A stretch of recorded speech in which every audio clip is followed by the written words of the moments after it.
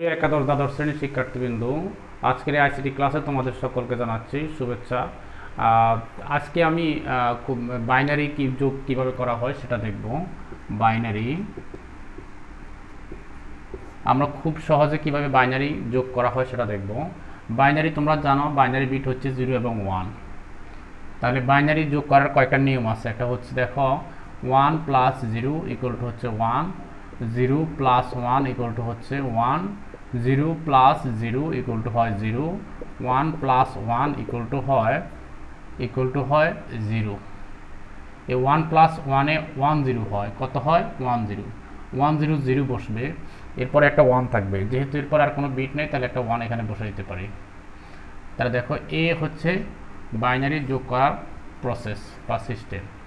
দেখো 1 plus 0 equal to 1, 0 plus 1 equal to 1, 0 plus 0 equal to 0, 1 plus 1 এ 1 0 হয়। তো এখন এটা হচ্ছে কথা। এখন দেখো আমরা কীভাবে একটা যোগ করা যায়। 1 1 0 1 1 0, সাপোজ ধরো এটা কতগুলো বাইনারি বিট। এরপরে দেখো 0 1 1 0 1 0, সাপোজ দেখো এই অঙ্কটাকে আমরা যোগ করব। এই অঙ্কটাকে আমরা যোগ করলে আমরা চেষ্টা করব এই ফর্মুলা মেনটেন করতে। দেখো 0 আর 0 যোগ করলে কত হবে 0। দেখো 0 আর 0 যোগ করলে কত হয় 0।